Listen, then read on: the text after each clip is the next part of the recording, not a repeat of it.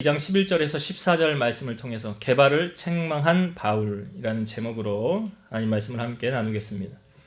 우리가 수요 예배를 같이 나누면서 연관되어져 있는 내용이 갈라디아서에 우리에게 보여주고 있습니다. 사도행전 15장에 보면 예루살렘 공회의가 일어났다고 그랬죠. 일어난 목적이 무엇입니까? 이방인들이 구원을 얻는데 할례를 행하고 모세의 율법을 지켜야 구원을 얻는다고 주장하는 유대인들로 인해서 사도들이 모여 회의를 한 결과 구원은 어떤 행위로 얻는 것이 아니라 오직 예수를 믿음으로 말미암아 구원받는다. 이게 결정되어진 것이 예루살렘 공회의입니다. 예루살렘 공회의가 우리가 저번 시간에도 나누었었는데요. 14년 후에 바울이 예루살렘에 올라갔던 기억이 이게 이제 세 번째로 올라간 것이고 이제 마지막으로 네 번째 또 바울이 잡히기 위해 올라가는 것이 있는데요. 오늘 말씀은 그 회의가 있은 후에 이제 베드로가 그 수리아 지역에 있는 이방인 가운데 교회가 최초로 세워진 곳이 어디냐면 안디옥이거든요. 그러니까 안디옥에 놀라운 부흥이 있어서 그리스도인이라는 칭함을 받았고 예루살렘 교회에서 바나바를 그리로 파송하지 않았습니까? 근데 그 안디옥 교회에서 일어났던 일을 오늘 우리에게 보여주고 있습니다. 잠깐 이 내용을 말씀을 드리면 베드로가 안디옥에 이르러서 이방인들과 함께 식탁의 교제를 나누고 있었어요. 그런데 예루살렘에서 이제 야고보가 보낸 어떤 사람들이 이리로 온다 그러니까 베드로가 그 식사 자리에서 일어나서 그곳을 떠나갔다는 거예요. 왜 그랬습니까? 유대인으로서 이방인과 함께 교제하는 것은 불법이었기 때문에 그것이 바울에게 자기 이제 사도로서 걸림돌이 될까봐 아무튼 바울이 그래서 그 자리를 떠나서 함께 물러갔는데 거기 있는 유대인들도 바울이 이제 베드로가 한 것을 보고 따라한 거예요. 그러니까 베드로가 이렇게 외식하는 것을 보고 그 남은 유대인들도 따라하게 되었고 예루살렘에서 안디옥으로 파송하여 어떻게 보면 담임 목사 역할을 하고 있는 바나바 또한 그 베드로의 외식에 유혹이 되었다라고 성경은 우리에게 보여주고 있습니다. 그 유혹된 사건, 이 사건을 이제 어떻게 잘 마무리하느냐 그것을 오늘 성경은 우리에게 보여주고 있습니다. 근데 여러분 베드로의 삶을 보면 우리가 사도행전에도 나누었지만 베드로는 정통 유대인이에요. 이방인이 아니에요. 근데 그가 정오에 기도하러 옥상에 올라갔는데 환상으로 보자기 하나가 이렇게 내려와요. 내 귀퉁이에 메어져서 그 안에 여러 가지 동물들이 들어있는 거예요. 그래서 하늘에서 음성이 들리기를 이거 잡아먹어라, 일어나 잡아먹어라. 근데 그러니까 율법에 보니까 구약의 율법에 보면 먹는 짐승과 먹지 못하는 짐승이 구별되어져 있습니다. 그런데 거기에 막 아무거나 다 섞여가지고 내려온 것을 잡아먹어라 그러는 거예요. 그러니까 베드로가 뭐라고 그러냐면 저 이거 먹을 수 없습니다. 저 이런 부정한 음식 먹지 않았습니다. 지금까지 살면서 모세오경 율법 다 지켜왔고 구약에 먹지 말라고 하는 것은 제가 먹지 않았습니다. 그러니 저는 결코 먹을 수가 없습니다. 그때 하늘에서 음성이 들려오기를 하나님께서 깨끗하게 하신 것을 왜 네가 속되다 하느냐. 하나님께서 깨끗하게 하신 것을 네가 속되다 하지 말라. 이런 일이 3번 있은 후에 사람들이 베드로를 찾아옵니다.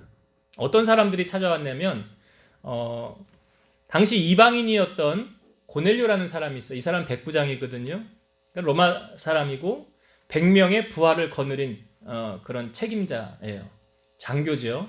그런데 그 사람이 기도하다가 천사가 나타나서 뭐라 그러냐면 너의 기도한 것을 내가 다 들었노라 그러면서 두 사람을 보내어서 베드로를 청하라 그래요. 베드로가 저기 요바에 가면 어떤 사람 집에 있는데 그 베드로를 너희 집으로 청하라. 그래서 이 종들을 이제 고넬료가 보냅니다. 그리고 베드로가 있는 그곳에 문을 두드리면서 우리 주인이 당신을 청합니다. 가만히 보니까 유대인이 아닌 이방인이잖아요. 베드로가 아니 왜 이방인이 나한테 왔을까 의아해할 때 성령께서 뭐라고 그러냐면 내가 이 사람들을 너에게 보냈느니라. 의심하지 말고 따라가라 그래. 그래서 베드로가 이 사람들과 동행해서 고넬료의 집에 도착을 합니다. 고넬료가 베드로가 들어왔을 때 무릎을 꿇면서 그에게 인사를 하면서 영접을 하죠. 그러니까 일어나라 그러면서 베드로가 그때 한 말이 뭐예요? 유대인이 이방인과 교제하면 불법인 것을 내가 안다. 이방인과 유대인이 교제하는 것은 불법인 것을 내가 아는데 하나님께서 나를 보내어서 가게 하니 내가 그 명령을 따라 지금 왔노라. 그리고 그들이 모인 그곳에 베드로가 설교할 때에 성령이 말씀 듣는 모든 사람에게 임하게 됩니다. 그걸 베드로가 바라보면서 이들에게 세례를 줘요.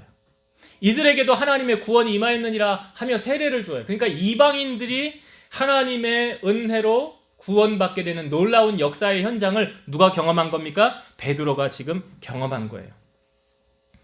그런 베드로가 자기의 사역 가운데, 그러니까 예루살렘 교회에 가서도 우리가 이제 이번 주 수요일 날 말씀 나누겠지만 베드로가 증언하는 내용이 있거든요. 왜? 자기가 체험했으니까. 이방인들에게도 하나님의 은혜가 임하더라, 성령이 임하더라. 그걸 베드로가 이제 증언한 내용을 이번 주 수요일 날 나눌 거예요. 그러한 베드로가 체험을 했음에도 불구하고 오늘 본문에 보면 베드로답지 않은 모습을 우리에게 보여주고 있더라는 거예요. 자, 오늘 말씀을 다시 한번 볼까요? 12절과 13절의 말씀을 한번 다시 볼게요. 12절 13절 야고보에게서 온 어떤 이들이 이르기 전에 게바가 이방인과 함께 먹다가 그들이 오매 그가 할례자들을 두려워하여 떠나 물러가매 남은 유대인들도 그와 같이 외식함으로 바나바도 그들의 외식에 유혹되었느니라. 자, 같이 식탁 교제를 하고 있었어요. 여러분, 이 식탁 이스라엘 사람들이 식탁으로 교제한다는 것은 그냥 단순히 밥 한 번 먹자는 의미가 아니에요. 그런 의미가 아니에요. 다윗이 그 왕위의 자리에 올라갔을 때, 야, 사울의 집안에 남은 사람 있나 찾아와 봐라 그러대요. 그래서 다 수소문을 해보니까 요나단이 낳은 아들이 한 명 있었는데 전쟁통에 유모가 가다가 이 아이를 떨어뜨려요. 그래서 다리에 불구가 된 거예요. 다리 절뚝발이가 된 거예요. 그 아이의 이름이 뭐냐면 무비보셋입니다. 그러니까 이 다윗이 무비보셋을 찾는다는 소식을 듣고요. 무비보셋이 아이고 왜 나를 찾지 두려웠어요. 괜히 자기 할아버지가 사울이 다윗을 그렇게 죽이려고 했던 거 그거 몰랐겠습니까? 아이고 다윗이 원수를 갚으려고 하나? 나에게 해코지를 하려고 하나? 나 이제 다 죽은 거 아니냐? 어떡하냐? 그런 두려운 마음에 다윗 앞에 딱 가서 섰어요. 다윗이 뭐라고 그러냐면 너 아버지 요나단이 나에게 베푼 은혜를 내가 너에게 갚으려 하노라. 요나단이요, 성경에 보면 다윗을 사랑하되 자기 몸처럼 사랑했어요. 우리가 오전에 말씀 나누었죠. 내 이웃을 내 몸과 같이 사랑하라는 게 어떤 것인지 공감하는 마음이 있어야 된다고. 사실은 요나단은 왕의 아들이니까 자기가 그 다음 왕이 될 거 당연하거든요. 근데 요나단이 다윗에게 뭐라고 말하냐면 네가 우리 나라의 왕이 될 거야. 우리 아버지 다음에 네가 왕이 될 거야. 무엇입니까? 왕권까지도 다윗에게 포기한 요나단이었어요. 그것뿐만이 아니에요. 자기가 차고 있던 활과 칼과 이 옷과 이런 모든 좋은 것들을 다윗에게 다 주어요. 다윗에게. 아무 조건 대가 없이. 그 요나단이 그렇게 한 거예요. 그러니까 다윗은 그 사랑을 받았잖아요. 다윗이 지금 현재 자기의 형편으로서 자기가 받은 은혜 요나단에게 갚을 길이 있어요, 없어요? 못 갚지. 갚고 싶어도 못 갚지요. 뭐 있어야 갚지. 지금 도망 다녀야 되는데. 누구에게요? 요나단의 아버지 사울에게 도망 다니는데. 근데 다윗이 이제 통일 왕국을 이루고 난 뒤에, 그러니까 다윗은 세상 사람들하고 조금 다른 부분이 뭐냐면 은혜를 아는 사람이었다는 거죠. 그러니까 머리 검은 짐승 키우지 말라고. 그거 왜 그럽니까? 은혜를 잊어버리니까 그러는 거 아니에요. 근데 다윗은 달랐어요. 은혜를 아는 사람이었어요. 요나단에게 받은 은혜 내가 갚아야 되겠다. 무비보셋에게 뭐라고 그러냐면 너 이제 밥 먹을 때 다른 데서 먹지 말고 내 식탁에서 같이 먹어라. 너 이제 나와 함께 같이 식탁을 같이 나누자. 무슨 의미입니까 그게? 왕의 자리에 앉아서 아무나 식사할 수 있나요? 다윗이 요나단을, 무비보셋을 지금 아들 삼는 거랑 마찬가지잖아요. 넌 내 아들하고 다름없어. 내가 받은 은혜, 내가 너희 아버지에게 큰 빚을 졌거든. 그 빚을 내가 너에게 갚는 거야. 그러니까 이 식탁의 교제라는 것은 상당히 큰 의미를 두고 있어요. 유대인들에게 있어서. 지금 베드로가 이 게바가 이방인들하고 같이 함께 식탁 교제를 하다가 야고보, 그러니까 예루살렘에서 유대인들이 왔다는 소식을 듣고 여기 보니까 함께 먹다가 할례자들을 두려워했다 그랬어요. 할례자들을 두려워했더라. 그래서 그 두려운 것이 이제 어떻게 나타납니까? 위선적인 행동을 하게 되었다는 거예요. 이 베드로 한 사람이 그들을 두려워서 떠나 물러가며 13절 남은 유대인들도 그와 같이 외식하게 되므로 바나바도 그들의 외식에 유혹되었더라.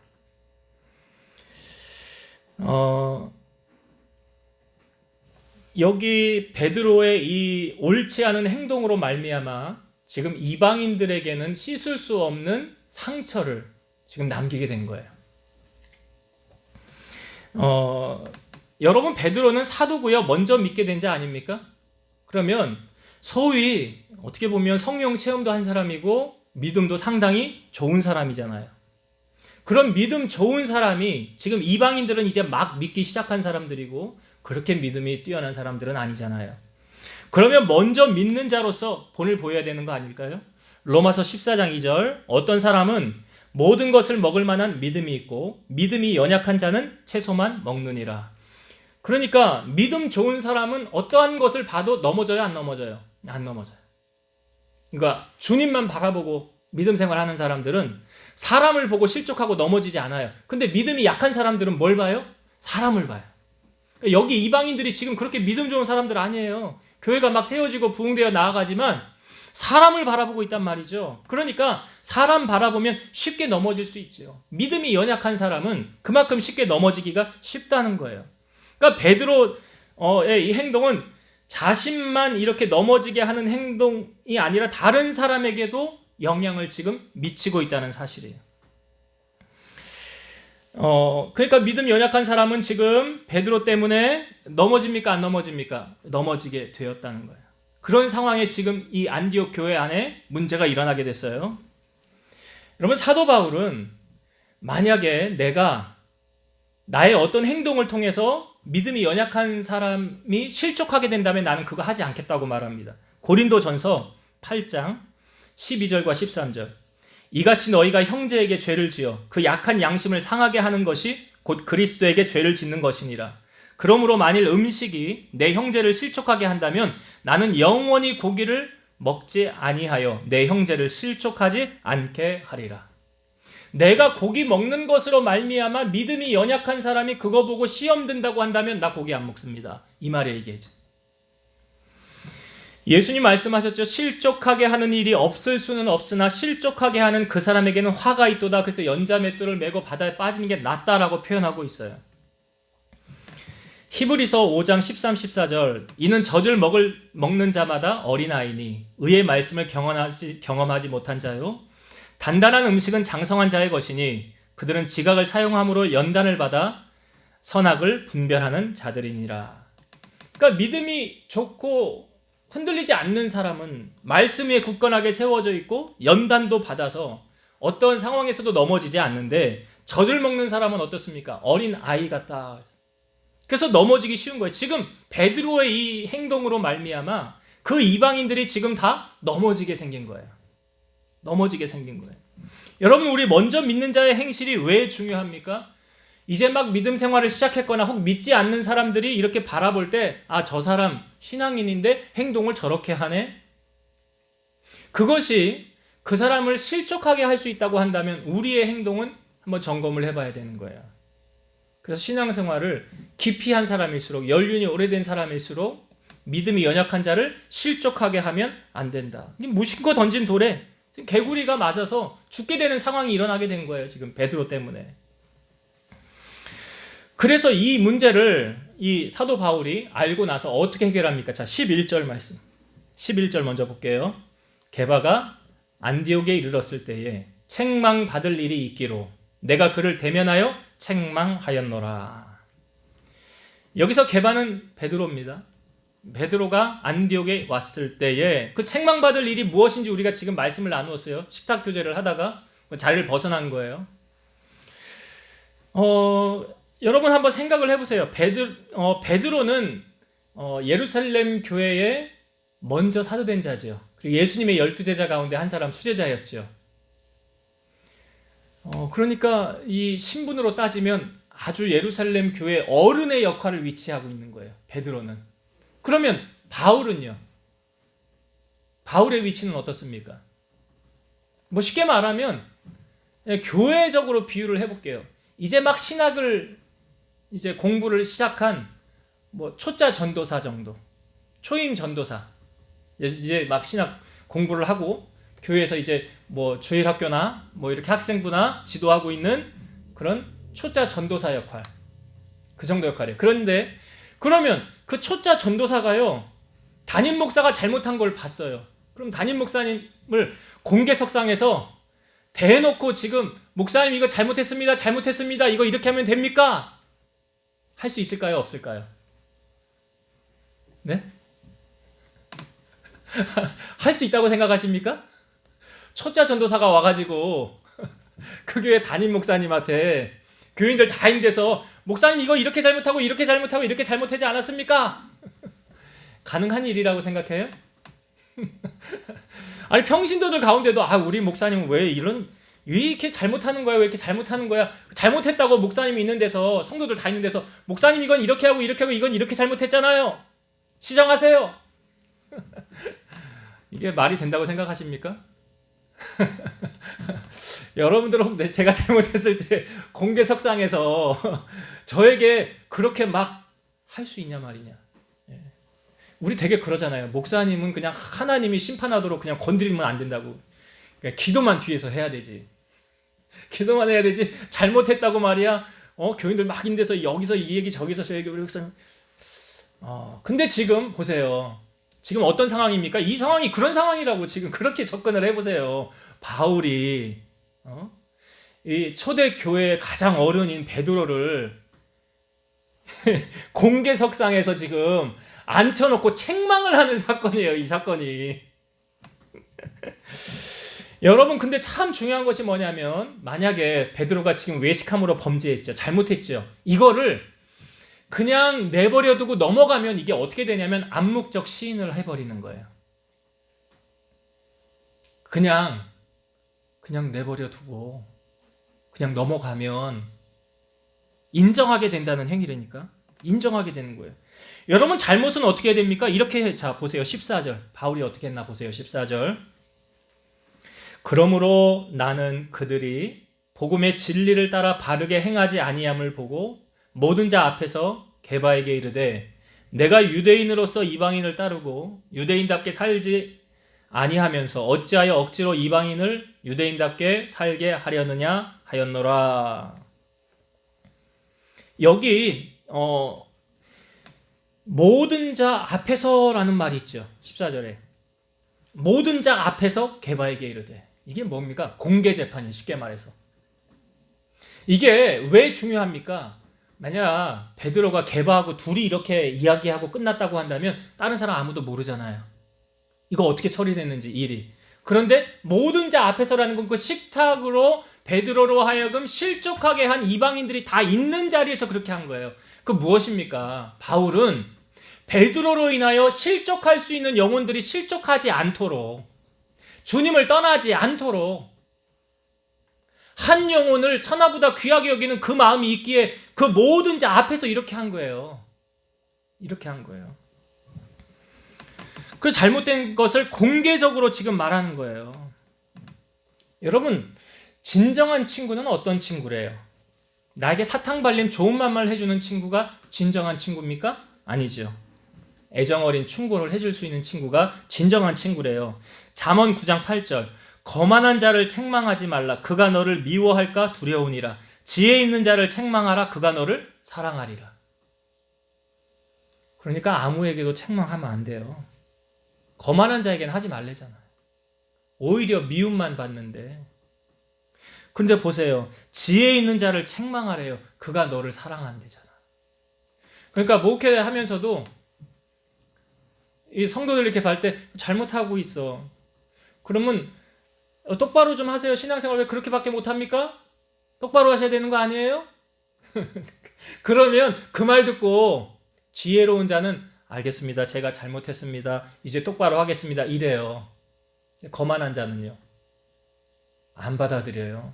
속으로 그냥 화가 그냥 그래서 그냥 나에게 함부로 감히 이런다. 이 거만한 사람은 받아들이질 않는 거예요. 그러니까 아무에게도 그래 충고하지 말래요. 그래서 담임 목사를 하면서 목회를 하면서도 참 조심스러운 부분이 아니 바른 말을 해주고 싶은데 바른 말을 해주면 시험 들면 해야 돼요? 하지 말아야 돼요? 왜 말들을 안 하셔? 집사님 신앙생활 잘 못하고 있는데 바른 말을 해야 돼? 하지 말아야 돼? 똑바로 하라고 해야 돼요? 그 집사님은 받아들일 만한 그릇이 되니까 근데 그 못 받아들이는 사람은 시험 듣니까 뭐 교회가 여기밖에 없냐? 이거 쌓인 게 교회인데. 자, 여러분이 책망이 왜 중요하냐? 지금 베드로가 책망받았잖아요. 바울에게 모든 사람이 그러니까 영혼들을 건지는 사건뿐만이 아니라 자, 에베소서 5장 11에서 13절 너희는 열매 없는 어둠의 일에 참여하지 말고 도리어 책망하라. 여기도 책망하라고 그래요. 그들이 은밀히 행하는 것들은 말하기도 부끄러운 것들이라. 그러나 책망을 받는 모든 것은 빛으로 말미암아 드러나나니 드러나는 것마다 빛이니라. 책망을 받는 것마다 빛으로 말미암아. 그러니까 어둠이 물러간다는 거예요. 책망을. 어둠이 물러가고 빛으로 다시 회복되어진다는 거예요. 드러나는 것마다 빛이니라. 여러분 음식을 이렇게 가만히 내버려 두면 이게 오래되면 부패해서 뭐가 생깁니까? 곰팡이가 생기죠. 그거 어떻게 해요? 그러니까 어떤 거는 곰팡이만 이렇게 싹 건져내면 돼. 그렇죠? 그러면 다시 회복이 되는 음식들도 있어요. 왜 이 말씀을 드렸냐면 갈라디아서 5장 9절 보면 적은 누룩이 온 덩이에 퍼지느니라. 적은 곰팡이가 처음엔 아주 작게 시작한 이 곰팡이가 나중에는 온 곳을 다 덮는다는 거예요. 그러니까 처음에 곰팡이가 딱 폈어. 지금 여기 이방교회 안디옥 교회에 이 베드로의 행동으로 말미암아 이 작은 곰팡이가 지금 탁 핀 거 아닙니까? 이거 그냥 내버려 두면 이방인들 다 실족해요. 다 떨어져요. 그러니까 그렇게 두면 안 되잖아. 그러니까 공개 석상에서 이 바울이 베드로 제가 말씀드렸죠. 초짜가 말이에요. 아주 높은 이 자기 발끝에 있는 사람이 저 하늘에 있는 사람을 데려다 놓고 책망을 하는 거예요. 이스라엘 백성들이 여러분 광야 생활을 할 때 시딤이라는 지역에 이르렀을 때 그 남자들이 그 모압 여인들에게 이 유혹이 됐어요. 그래서 성적으로 타락하게 됐네요. 그것뿐만이 아니라 이 모압 여인이 섬기는 신들을 이 남자들이 같이 가서 섬기면서 절하면서 거기 있는 음식을 먹는 거예요. 하나님의 입장에서 화나요, 안 나요?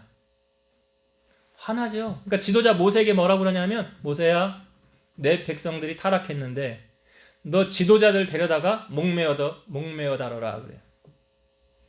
지도자들 데려다가 목매달아서 죽여라. 이렇게 하나님 말씀하셨어요. 근데 모세가 어떻게 백성들에게 얘기했냐면 지도자들 다 나오세요. 하나님이 목매다루랍니다. 그렇게 안 했어요.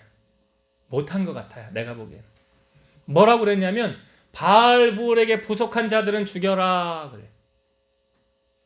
이방 신들의 넘어진 자들은 죽여라. 그러니까 하나님이 말씀하신 대로 하지 않았어요. 모세가. 그래서 어떤 일이 벌어졌느냐? 이스라엘 가운데 연병이 돌기 시작했어요. 전염병. 몇 명이 죽었느냐? 24,000명. 어휴, 얼마나 많은 숫자입니까? 24,000명이 죽었어요. 그런데 그 연병이 그치게 된 계기가 뭐냐면 온 회중이 다 보고 있는 데서 이스라엘 어떤 한 남자가 이방 여인을 자기 회막으로 데리고 들어가요. 이게 뭐 성적으로 타락하겠다는 거 아니에요? 그게 지금? 근데 그것을 이렇게 바라보고 있는 아무도 그 일을 해결하려고 하지 않았는데 아론의 손자 비느하스의 아들 홈리의 아들 비느하스가 아론의 손자 비느하스가 엘르아살의 아들이에요. 그 비느하스가 창을 가지고 가서 그 남자하고 여자를 죽입니다. 배를 뚫어서 둘을 죽여요. 그리고 나서 연병이 그쳤어요. 자, 사람들이 바라보기에는 이 비느하스가 사람 2명을 죽였어요. 잘못한 거죠. 근데 하나님의 편에서는요. 하나님 뭐라고 그러냐면 비느하스가 참 잘하였다. 비느하스가 참 잘하였다. 내가 그래서 비느하스하고 평화의 언약을 맺을 것이라. 내가 비느하스의 후손에게 영원한 제사장의 직분을 맡기리라. 그러니까 하나님의 편에서 비느하스가 잘한 거죠. 무엇입니까? 아무도 나서려고 하지 않는데 잘못된 것을 그냥 암묵적 시인하고 있는 거 아니에요 지금. 근데 비느하스가 나서서 이게 지금 뭐 하는 거야? 하나님 앞에 범죄하고 우리가 혼나고 이렇게 징벌을 받고 있는데 또 잘못하고 있는 거야? 그러면서 비느하스가 하나님으로부터 온 징계, 그것을 딱 끊는 계기가 비느하스의 행동이었어요. 뿐만 아니라 비느하스는 하나님께로부터 영원한 제사장의 직분, 평화의 언약을 맺게 되었다는 사실. 그래서 여러분, 이것이 뭐 공동체 안에, 교회 안에 비일비재 잘못된 일이 일어나지 않습니까? 잘못된 것이 보일 때 우리가 그냥 눈을 그냥 보고 흘리면 안 된다는 거죠. 실족하게 할 일이 있다고 한다면 바로 잡아야 된다는 거죠. 그래서 먼저 믿는 자들이 사실은 잘해야 되는 거죠. 예수님은 아마 그것도 아시고 나중된 자가 먼저 되고 먼저 된 자가 나중될 자가 많으니라 하셨지만, 그래서 우리의 신앙이 다른 사람에게 이렇게 실족하게 하거나 넘어지게 하는 행동을 해서는 안 된다. 자, 이제 말씀을 정리하고 마칠게요. 베드로가 안디옥에 이르렀을 때 이방인들과 식사 교제하다가 유대인들이 온다니까 그 자리를 벗어나서 떠났어요. 외식한 거예요. 그러니까 신앙생활도 여러분 사람에게 보이기 위해 하면은 잘못된 신앙이죠. 외식하는 신앙이에요. 우리의 신앙은 하나님과 나와의 신앙이 제일 중요한 거예요. 주님과 나와의 관계를 늘 점검해 봐야 돼요. 자, 베드로의 이 잘못된 행동으로 말미암아 큰 여파가 왔어요. 이제 이방인들이 시험 들게 되었고, 유대인들, 같이 있었던 유대인들도 베드로의 외식에 같이 유혹되었는, 이게 시험당한 상태들이 다 된 거예요. 왜? 한 사람의 잘못된 행동으로 말미암아. 그러니까 이 잘못된 행동, 소위 뭐 믿음 생활 오래 했던 사람들 더 조심해야 돼요. 믿음 좋다고 하는 사람들 더 잘해야 돼요. 뭘 보고 배우겠습니까? 나중 믿는 사람들이 먼저 사람들 거 보고 따라한다고요. 그래서 그 교회가 어떤 분위기인가 이렇게 보면 먼저 믿는 자들이 어떻게 신앙생활 오래 한 사람들이 이렇게 하는구나, 여기 교회는 이런 분위기구나, 이게 보여진다고요. 나타나진다고요. 그래서 이 베드로의 이 잘못된 행동이 많은 사람을 시험 들게 하고 실족하게 하는 그런 결과를 초래하게 되었다. 그래서 이것을 지금 누가 바로잡아요? 바울이. 어떻게 했습니까? 공개석상에서. 거기 다 시험 든 사람들이 아니에요? 근데 그 중에 베드로 앉혀놓고 당신이 이거 잘못했네요. 당신이 왜 이렇게 하였습니까? 그러면서 그 부분을 바로잡았어요. 여러분, 베드로의 입장에서 이 바울이 미웠을까요? 안 미웠을까요? 공개석상에서 나를 망신을 줘? 근데 여러분 나중에 베드로서 말씀에 보면 베드로가 쓴 거잖아요. 거기 보면 바울을 말할 때 사랑하는 바울 이런 식으로 표현을 하고 있어요. 그러니까 진정한 충고를 받아들일 줄 아는 사람이었죠, 베드로도. 그래서 책망을 받는 모든 것이 어떻게 됐다고요? 어둠이 떠나가고 빛이 임재하게 되는 거예요. 혹 신앙생활을 하다가 실족한 사람들이 있거든. 온유함으로 그들을 인도하라라는 말씀도 있어요. 그러니까 이 바울이 베드로를 지금 바로잡는 과정 가운데 이거 사랑 없이는 불가능한 겁니다. 여러분, 그 사람이 나를 사랑해서 이렇게 하는 건지 미워해서 나를 이렇게 하는 건지 다 알잖아요. 당하는 사람이 그거 모릅니까? 그래서 우리 안에 바른 신앙을 가질 수 있도록 잘못된 부분들, 뭐 자녀들을 키울 때도 뭐 하나님의 말씀의 기준으로 잘못된 부분을 보면 너 바로 가게 해줘야 돼. 이게 의무예요. 먼저 믿는 사람이. 잘못된 것을 바로 수정해서 바로 갈 수 있게 하는 게 믿는 사람의 도리 아닙니까? 먼저 믿는 자가. 그래서 우리 안에 적은 누룩이 퍼져서 온 것을 다 더럽게 하지 마시고 잘못된 부분을 책망함을 통해서 하나님의 말씀 안에 바로 세워져 갈 수 있는 우리 교회가 되고 여러분들의 삶이 되어지기를 주의 이름으로 축원드립니다. 기도하시겠습니다. 살아계셔서 역사하시는 하나님 아버지 감사합니다. 이 베드로로 말미암아 안디옥 교회 이방인들이 많이 실족할 위기를 당하였습니다. 유대인들도 베드로의 행동으로 말미암아 그들의 외식함으로 범죄하게 되는 그런 결과를 초래하였습니다. 베드로는 신앙생활 오래 한 사람입니다. 사도입니다. 성령도 받은 사람입니다. 그러나 누구도 넘어질 수 없음을 우리에게 말씀해주고 있고, 먼저 믿는 자들이 어떠한 본을 보여야 하는지 우리에게 알려주셨습니다.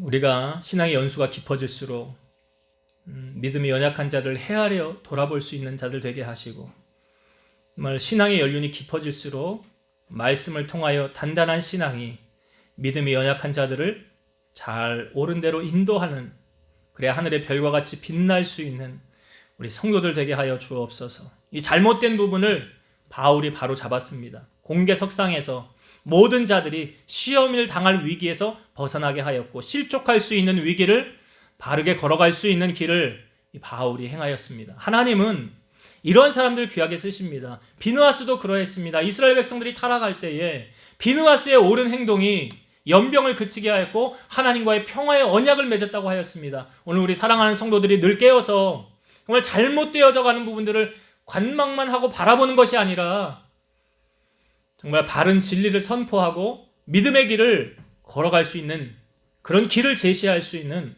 우리 깨어있는 성도들이 다 되게 하여 주옵소서. 우리가 한 주간 살아갑니다. 하나님 우리 손 붙잡아 주시고, 특별히 고난주간을 저희를 맞이하면서 주님과 함께 이 고난에 동참하여 주님의 승리의 부활의 기쁨을 함께 나누는 우리 성도들이 되게 하여 주옵소서. 이제는 우리를 모든 죄악 가운데서 구속하신 예수 그리스도의 은혜와 하나님의 사랑하심과 성령님의 내주 교통 인도 역사 충만케 하심이 사랑하는 성도들 머리 위에, 저들의 가정 위에, 이 제단과 나라와 민족 위에 이제로부터 영원토록 함께 있을지어다. 아멘.